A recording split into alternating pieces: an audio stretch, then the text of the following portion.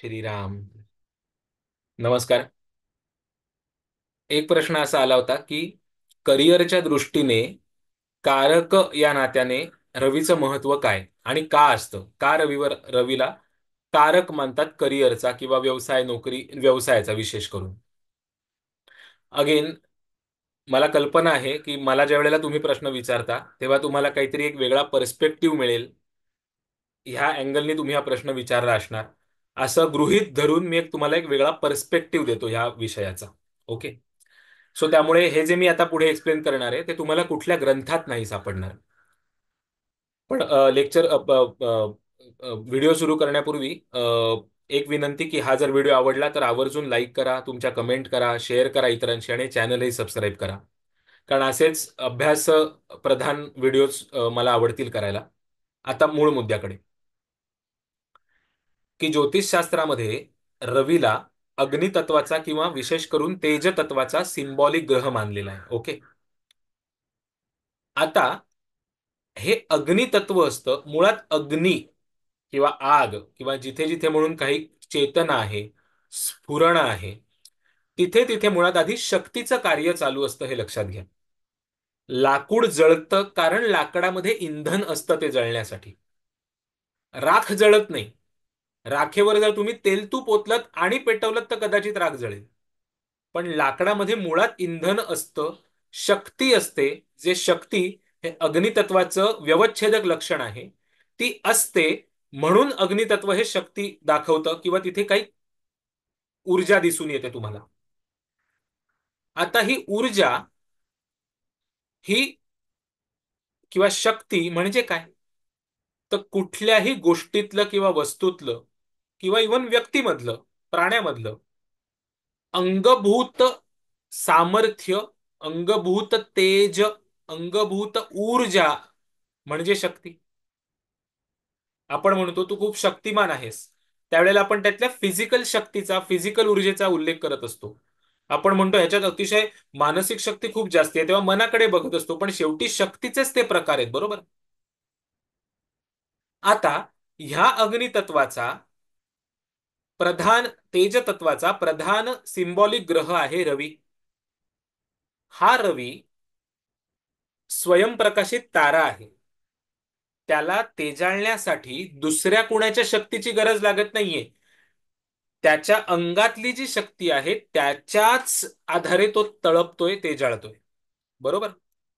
म्हणजेच काय, की प्रकाशण्यासाठी, तेजाळण्यासाठी, दीपण्यासाठी त्याला दुसऱ्या कोणाच्या शक्तीची गरज लागत नाहीये. तो स्वयंभू ग्रह आहे, स्वयंप्रकाशी ग्रह आहे.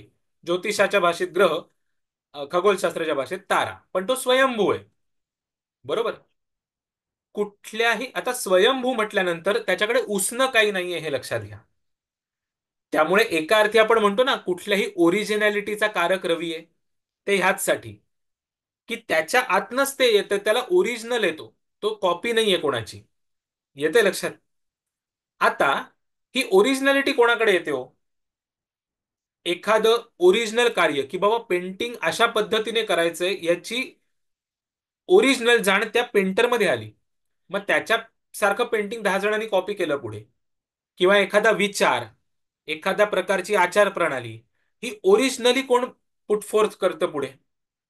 ही जी ओरिजिनॅलिटी येण्यासाठी आधी मुळात मूलभूत सामर्थ्य, मूलभूत शक्ती कार्यरत असावी लागते.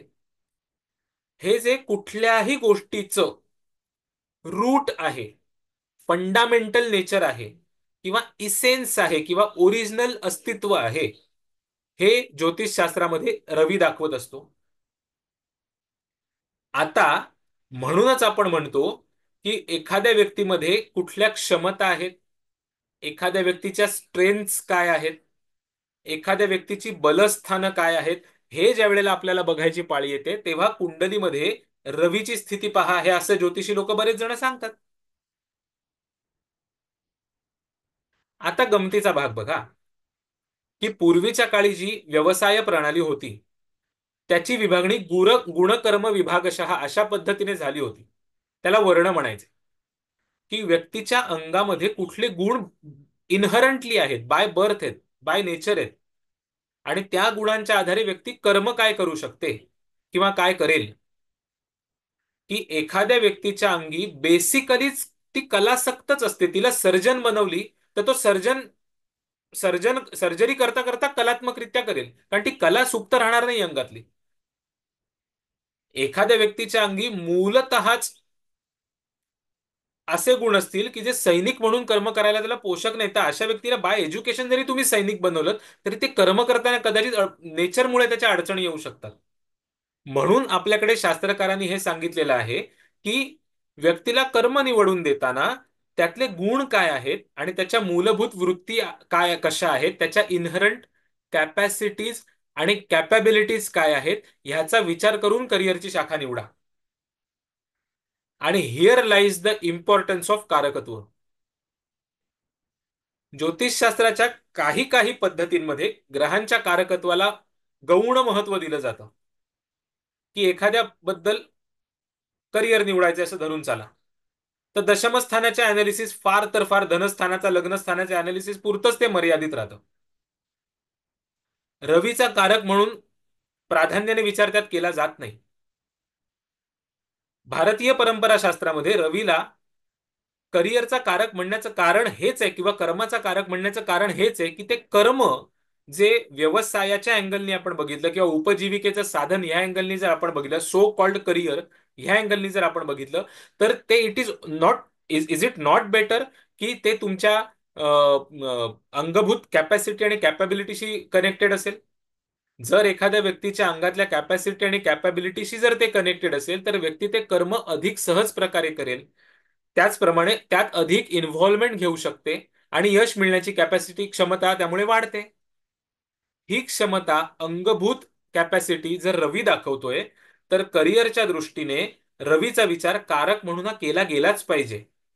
आणि म्हणून तुमच्या परिचित काही काही व्यक्ती तुम्हाला अशा आढळतील की ज्या त्यांच्या कुंडलीत इतर सगळे ग्रहयोग असतात, वरच्या दर्जाला जाण्याचे ग्रहयोग असतात, त्यामुळे त्या एखाद्या क्षेत्रामध्ये वरती जातात, यश मिळतो, पैसा मिळतो, मान मिळतो. पण त्या सांगतात की बाबा हे मी केलं कारण मला त्यातनं पैसा मिळत होता, यश मिळत होता, मान मिळत होता म्हणून. पण ना, खरं सांगायचं झालं तर दॅट इज नॉट मी. ते आपलं मला जमलं म्हणून मी केलं पण, किंवा ते होत गेलं म्हणून मी केलं पण, माझं जे विचारात घ्याल तर ते ठीक आहे, ते मला ते दुसरा प्रकार जास्ती आवडतो, दुसरी गोष्ट जास्ती आवडते, हे असं सांगणारे व्यक्ती असतात ना, त्यांचं बघा तुम्ही की त्यांची करिअरची निवडलेली शाखा किंवा मार्ग आणि कुंडलीतली रवीची स्थिती ही जुळत नसते.